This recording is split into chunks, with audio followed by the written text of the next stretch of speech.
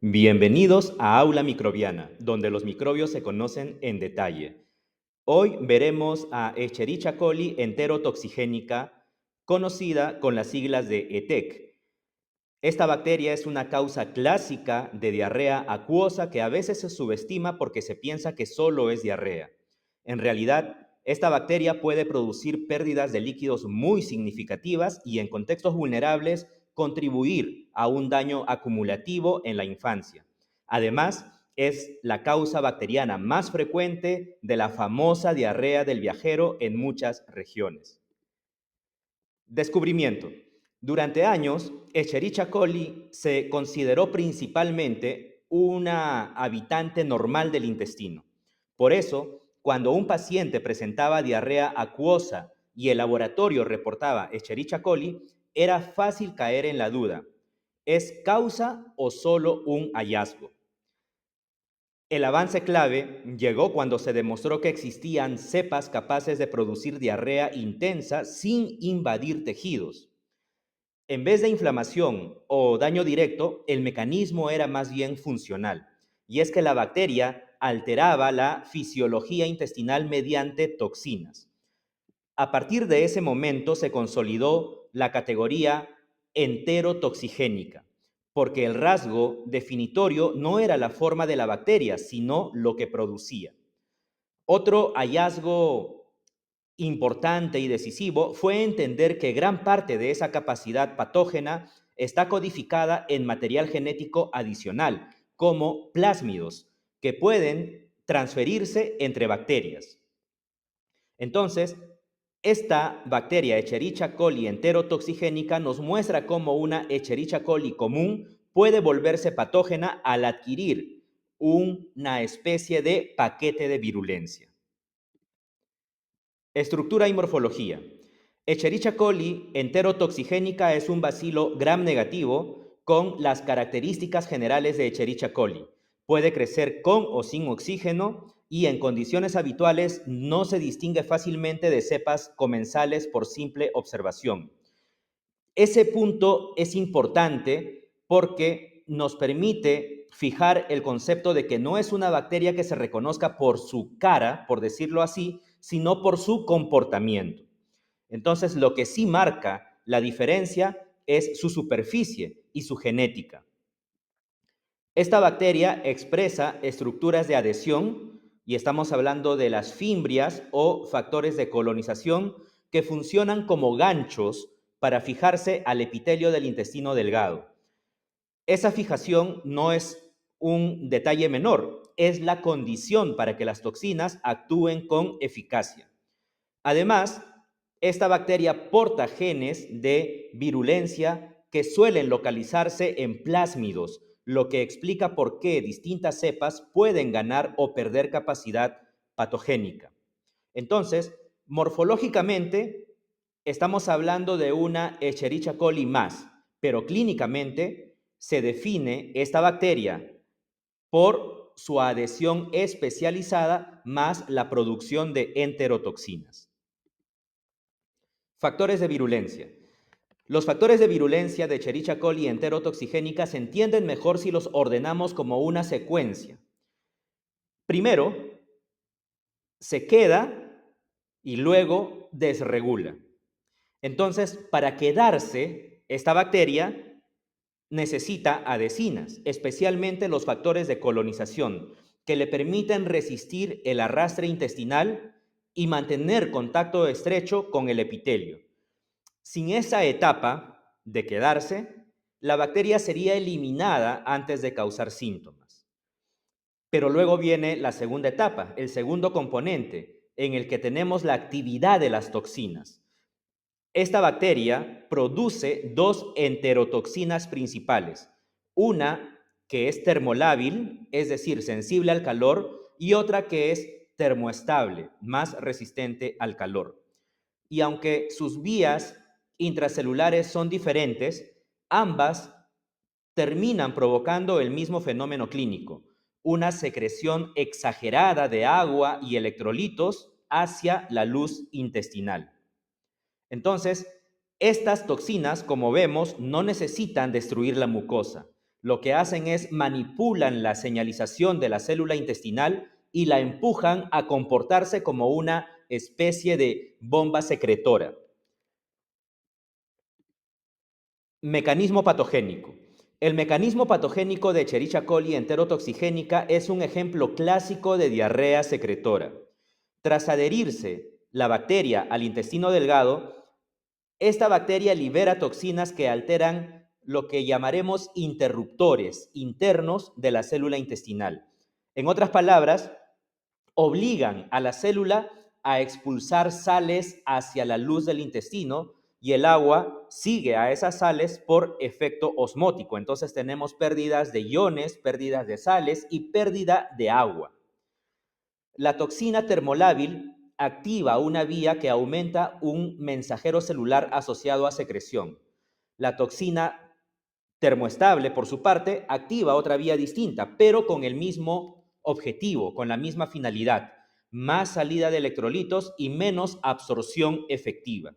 Entonces, el resultado evidentemente es una pérdida rápida de líquido hacia el interior del intestino que se manifiesta como diarrea acuosa abundante.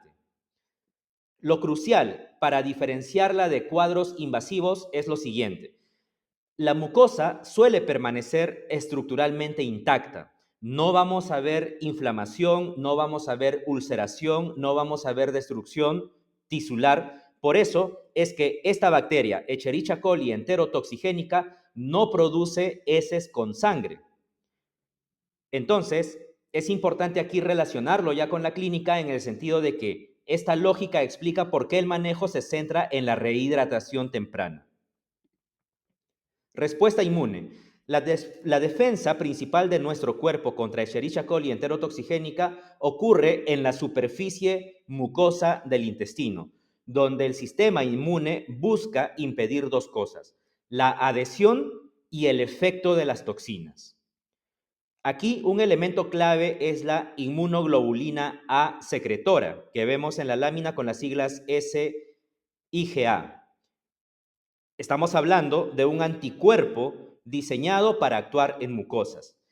Esta inmunoglobulina puede bloquear factores de colonización, reduciendo la capacidad de la bacteria para fijarse, y también puede neutralizar componentes de toxinas antes de que actúen plenamente. Sin embargo, hay una dificultad, ¿sí? Una dificultad importante. Y es que Escherichia coli enterotoxigénica presenta diversidad en sus factores de colonización y en los antígenos que expone, lo que reduce la protección cruzada entre cepas. Eso ayuda a explicar por qué en zonas endémicas pueden ocurrir reinfecciones y por qué el desarrollo de una vacuna universal ha sido complejo. Desde el punto de vista más específico de la microbiología, es importante resaltar, de la microbiología y de la inmunología, es importante resaltar que la inmunidad efectiva contra esta bacteria debe ser mucosal y lo suficientemente amplia para cubrir variación antigénica. Entonces, en salud pública, esa limitación inmunológica mantiene a Escherichia coli enterotoxigénica como un problema persistente en el tiempo. Manifestaciones clínicas. El cuadro típico por Escherichia coli enterotoxigénica es diarrea acuosa de inicio agudo, a menudo acompañada de cólicos abdominales, ganas intensas de ir al baño y en algunos pacientes náuseas. En general, no predomina la fiebre alta ni la disentería. Entonces, ese detalle clínico encaja con el mecanismo. No estamos hablando de una bacteria que invada y destruya tejido a nivel intestinal, sino que induce secreción intensa, excesiva y abundante de líquido y electrolitos. En viajeros suele presentarse esta diarrea como diarrea del viajero, una diarrea incómoda, a veces muy intensa, pero habitualmente autolimitada si se corrige la hidratación. Entonces vemos que el riesgo real es la deshidratación, que puede ser significativa cuando el volumen de heces es alto o si el paciente no repone líquidos de manera inmediata y de manera adecuada. En niños pequeños de regiones con saneamiento deficiente, la importancia es mayor. Aquí vemos episodios repetidos que pueden contribuir a deterioro nutricional y afectar el crecimiento. El hecho de que niños se infecten repetidamente con este tipo de bacterias puede afectar no solamente su estabilidad nutricional, sino también afectar su crecimiento. Por eso, esta bacteria no es solo un problema agudo. En contextos endémicos puede convertirse en un factor de carga crónica. Finalmente, vemos entonces que en evaluación clínica, la ausencia de sangre en casos de diarrea orienta a pensar en una diarrea secretora, aunque siempre es importante también integrar esta información con el contexto epidemiológico. Y hablemos de la epidemiología. Escherichia coli enterotoxigénica tiene una distribución amplia y está fuertemente ligada a condiciones de saneamiento e higiene. En países de ingresos bajos y medios es una causa importante de diarrea infantil y su impacto no solo se mide en episodios agudos, sino en consecuencias acumulativas. Estamos hablando de pérdida de días saludables, deterioro nutricional, deterioro en el crecimiento y vulnerabilidad a nuevas infecciones. Por otro lado, como hemos dicho también antes, en viajeros, Escherichia coli enterotoxigénica destaca como una de las causas bacterianas más frecuentes de la famosa diarrea asociada a consumo de agua o alimentos contaminados. Y estamos hablando de la famosa diarrea del viajero. La transmisión de este patógeno, la transmisión de esta bacteria es fecal-oral. Es decir, basta con una cadena de contaminación en la preparación de alimentos o una fuente de agua insegura o prácticas deficientes de higiene para transmitir este patógeno. Desde un enfoque práctico, la epidemiología nos ayuda a razonar probabilidades. ¿En qué sentido? En el sentido de, por ejemplo, si un adulto regresa de un viaje a una zona endémica y presenta diarrea acuosa sin sangre, entonces esto nos sugiere un mecanismo secretor. Y aquí Escherichia coli enterotoxigénica entraría como un candidato principal, etiológico. En un niño pequeño, en contexto de vulnerabilidad, repetición y episodios recurrentes y repetidos y exposición continua aumentan el peso epidemiológico de Escherichia coli enterotoxigénica, evidentemente. Entonces, aquí el punto importante es que la epidemiología no es solamente un dato extra, en realidad orienta de manera importante el diagnóstico sindrómico y orienta también las medidas de prevención. Diagnóstico. El diagnóstico de las enfermedades por Escherichia coli enterotoxigénica tiene una especie de trampa, y es una especie de trampa frecuente, en el sentido de que el cultivo puede reportar Escherichia coli, pero eso no confirma que sea Escherichia coli enterotoxigénica, porque Escherichia coli también forma parte de la microbiota normal en una persona. Por eso, si dependemos solo del cultivo, podemos quedarnos en una conclusión ambigua. Para identificar entonces Escherichia coli enterotoxigénicas, lo que se necesita son pruebas que detecten sus genes de virulencia o sus toxinas, y eso suele requerir métodos moleculares. En la práctica, muchas decisiones se toman con diagnóstico sindrómico, es decir, la presencia de diarrea acuosa, un contexto epidemiológico compatible y ausencia de signos de invasión como sangre, presencia de sangre en heces o fiebre marcada. Entonces, además, cuando se dispone de paneles diagnósticos rápidos o de pruebas moleculares específicas, su valor aumenta en casos severos, en brotes o cuando es importante distinguir causas para vigilancia epidemiológica. Manejo y tratamiento. En Escherichia coli enterotoxigénica, el tratamiento fundamental es fisiológico. reponer lo que el intestino está perdiendo. Y esto es lo más importante en todo tipo de diarrea en realidad, y más aún si se trata de niños pequeños. Reponer los líquidos y los iones que el niño o la persona están perdiendo. La rehidratación oral con soluciones adecuadas es la piedra angular entonces, porque corrige deshidratación y alteraciones electrolíticas que son el verdadero riesgo del cuadro. En niños, mantener la alimentación y la lactancia es parte del manejo porque reduce impacto nutricional y favorece recuperación. La vía intravenosa, por su parte, se reserva para casos con deshidratación grave, con deshidratación severa, signos de choque o incapacidad para tolerar la vía oral. Y en cuanto a los antibacterianos, estos fármacos antibióticos pueden considerarse en escenarios seleccionados, como diarrea del viajero moderada a severa, especialmente si interfiere con actividades o se acompaña de deshidratación relevante. Estos fármacos no son automáticos para todo caso. Los antidiarreicos, por su parte, si se usan, deben usarse con criterio y evitarse si hay sospechas de infección invasiva. Esto es muy importante porque los antidiarreicos lo que pueden hacer también es enmascarar una enfermedad más grave de fondo o una lesión importante a nivel gastrointestinal. Prevención y control. La prevención de Escherichia coli enterotoxigénica se basa en interrumpir la vía de transmisión, la vía fecal oral. Eso significa que estamos hablando de este concepto denominado WASH. Aquí tenemos que WASH comprende agua segura, saneamiento y prácticas de higiene. ¿Qué prácticas de higiene? Lavarse las manos, manipular alimentos con cuidado y evitar fuentes de contaminación.